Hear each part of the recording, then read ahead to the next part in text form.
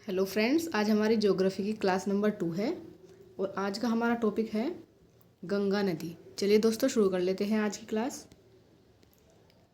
पहला पहला पॉइंट है दोस्तों, गंगा का उद्गम स्थान कहाँ, मतलब उद्गम स्थान कौन सा है। तो पहला क्वेश्चन बन जाता है यहाँ से कि जो गंगा नदी है वो कहाँ से निकलती है। तो गंगा नदी गोमुख या गंगोत्री ग्लेशियर से निकलती है और ये गोमुख और गंगोत्री ग्लेशियर कहाँ पर है, ये उत्तराखंड में स्थित है। ठीक है दोस्तों, तो पहला ये पॉइंट था हमारा और हमारा एक क्वेश्चन यहाँ से तैयार हो गया है कि गंगा नदी का उद्गम स्थान का क्या है, गोमुख या जिसको हम गंगोत्री ग्लेशियर बोलते हैं, कहाँ से निकलती है, ये उत्तराखंड से निकलती है। ठीक है, ये मतलब ये ग्लेशियर कहाँ पर है, ये उत्तराखंड में है।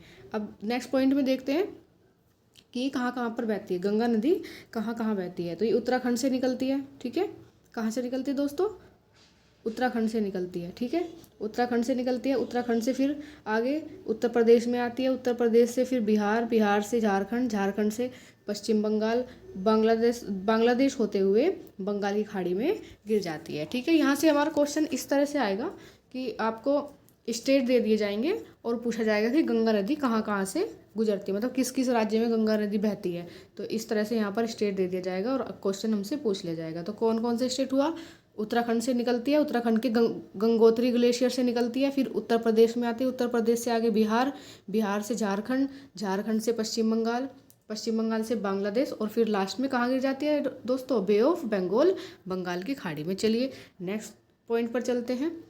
नेक्स्ट पॉइंट में बताई गई है गंगा नदी की कुल लंबाई। तो गंगा नदी की कुल लंबाई कितनी है दोस्तों, गंगा नदी की कुल लंबाई 2525 किलोमीटर है। ठीक है, नेक्स्ट पॉइंट है कि भारत में कुल लंबाई, ये तो थी कुल लंबाई मतलब टोटल कितनी लंबी, जैसे उत्तराखंड से निकली और जो बंगाली खाड़ी में गिरती है तो वहाँ से उत्तराखंड से लेकर और बंगाली खाड़ी में गिरने तक कुल कितनी बहती है, तो वो तो है हमारा कितना 2525 किलोमीटर। भारत में कुल लंबाई है 2005 किलोमीटर। ठीक है दोस्तों, भारत में कुल कितनी लंबाई है गंगा नदी की, 2005 किलोमीटर। ठीक है, तो क्वेश्चन आ जाता है कि मतलब गंगा नदी भारत में कुल कितने किलोमीटर बहती है, तो आंसर हो जाएगा 2005 किलोमीटर। हर लाइन से हमारा एक क्वेश्चन यहाँ पर तैयार हो जा रहा है। ठीक है, आप साथ के साथ नोट डाउन भी कर सकते हैं क्योंकि सारे ही इंपॉर्टेंट फैक्ट्स हैं आपके लिए। नेक्स्ट पॉइंट है, बांग्लादेश में लंबाई कितनी है दोस्तों गंगा नदी की, 520 मीटर। ठीक है, अब देखो 2525 तो टोटल लंबाई है, उसमें से 2005 केवल किस में है, भारत में, तो कितना हुआ 520 बच गया, तो 520 किस में है, बांग्लादेश में। ठीक है, नेक्स्ट पॉइंट है दोस्तों, जो मैंने ये स्टार किया हुआ है वो हमारा इंपॉर्टेंट पॉइंट्स रहता है, उनको ध्यान से पढ़ने जरा। 2008 में गंगा नदी को राष्ट्रीय नदी घोषित कर लिया गया। तो ये क्वेश्चन पूछ लेते हैं कि गंगा नदी को राष्ट्रीय नदी कब घोषित किया गया, तो कब घोषित किया गया दोस्तों, 2008 में। ठीक है, नेक्स्ट है ये भारत की सबसे लंबी नदी है। तो भारत की अगर सबसे लंबी नदी पूछ लिया जाए तो दोस्तों कौन सी है, गंगा नदी। ठीक है, नेक्स्ट पॉइंट है, भारत का 43% क्षेत्र इससे लाभान्वित होता है। ठीक है, ये कहाँ बहती है, मैदानी क्षेत्र में बहती है। ठीक है, तो इससे क्या होता है, भारत का 43% क्षेत्र लाभान्वित होता है। जैसे किसान सिंचाई के लिए, है ना, सिंचाई के लिए प्रयोग करते हैं, बहुत सारे डैम बनाए गए हैं, डैम उनमें पानी इकट्ठा करने के बाद उनका प्रयोग किस में करते हैं, इलेक्ट्रिसिटी बनाने में करते हैं। तो इस तरह से पूरे भारत का 43% क्षेत्र गंगा नदी से लाभान्वित होता है। ठीक है दोस्तों, नेक्स्ट पॉइंट है कि इसके पानी में बैक्टीरियोफेज जीवाणु पाया जाता है। ठीक है, इसके पानी में क्या पाया जाता है, बैक्टीरियोफेज जीवाणु, जिसके कारण इसमें स्वतः स्वच्छ होने की क्षमता है। मतलब ये स्वतः स्वच्छ होने वाली नदी है, अपने आप को खुद ही साफ कर लेती है। ठीक है, देखो कितनी गंदगी फैलाते हैं लोग इसमें, है ना, देखते होंगे आप जब जाते होंगे हरिद्वार, ऋषिकेश, है ना, प्रयागराज, तो कितनी गंदगी फैलाते हैं लोग वहाँ पर। लेकिन फिर भी क्या है, गंगा नदी में अपने आप को खुद स्वच्छ करने की क्षमता है इसके अंदर। और उसका रीज़न क्या है, उसका रीज़न है दोस्तों कि इसके पानी में क्या है, बैक्टीरियोफेज जीवाणु। तो अगर आपसे पूछा जाए कि गंगा नदी स्वतः साफ होने वाली नदी है, उसका क्या कारण है? तो दोस्तों उसका क्या कारण है? बैक्टीरियोफेज जीवाणु, क्योंकि इसमें बैक्टीरियोफेज जीवाणु पाया जाता है, इस वजह से गंगा नदी खुद को स्वयं ही साफ कर लेती है।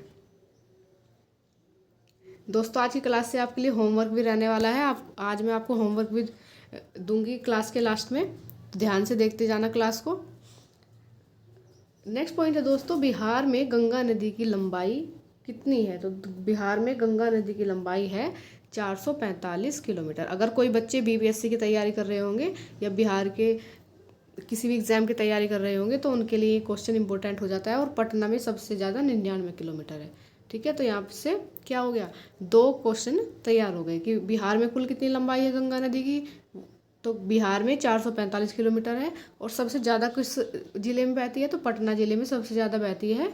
कितनी दोस्तों? 99 किलोमीटर। तो ये 99 किलोमीटर, तो ये बिहार के बच्चों के लिए इम्पोर्टेंट पॉइंट हो जाता है।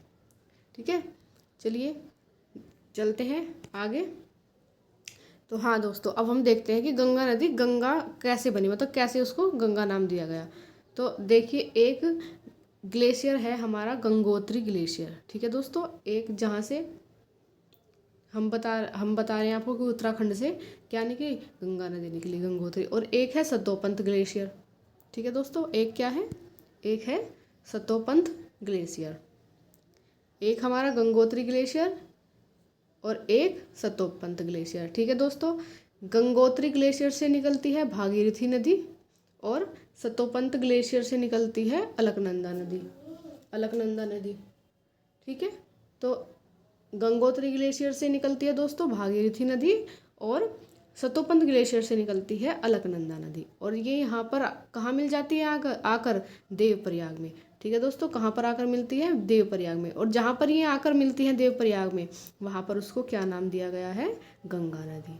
ठीक है दोस्तों, तो गंगा नदी को गंगा कहाँ नाम दिया गया है? देवप्रयाग में। ये क्वेश्चन आता है एग्जाम में कि गंगा नदी को गंगा नाम कहाँ पर दिया गया। तो डायरेक्ट गंगोत्री ग्लेशियर से नहीं दे दिया गया था, क्योंकि गंगोत्री से तो भागीरथी निकली थी।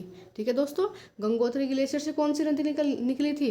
भागीरथी। और सतोपंत से अलकनंदा। और जब भागीरथी नदी और अलकनंदा नदी आपस में आकर देवप्रयाग पर आपस में मिलते हैं तो वहाँ पर क्या बन जाती है? इसको क्या नाम दे दिया जाता है? गंगा नदी। ठीक है दोस्तों, तो समझ गए आप अच्छे से गंगा नदी के बारे में सब कुछ फैक्ट्स, है ना, कि कैसे कैसे किस ग्लेशियर से निकलती है, भारत में कितनी लंबाई है, ठीक है, कौन कौन से राज्य से बहती है, उसके पानी में बैक्टीरियोफेज की जीवाणु पाया जाता है, इसलिए खुद को साफ कर लेती है। ठीक है, तो यहाँ से आपके लिए HW है।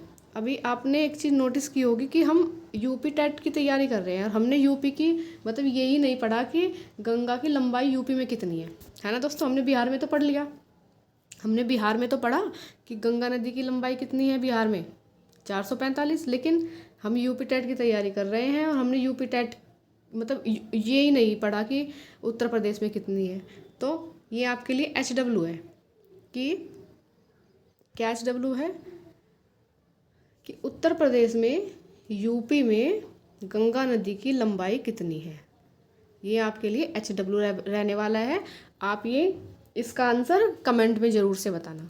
ठीक है दोस्तों, तो आज की क्लास आपको कैसी लगी? छोटी सी क्लास थी, लेकिन हर एक पॉइंट से आपके लिए एक क्वेश्चन तैयार हो रहा था। ठीक है दोस्तों, तो आप कमेंट में ज़रूर से बताना, ज़रूर से आंसर देना कि यूपी में हमारे उत्तर प्रदेश में गंगा नदी की लंबाई कितनी है। ठीक है दोस्तों, तो यूपी में लंबाई कितनी है ये आपको कमेंट बॉक्स में आंसर देना है।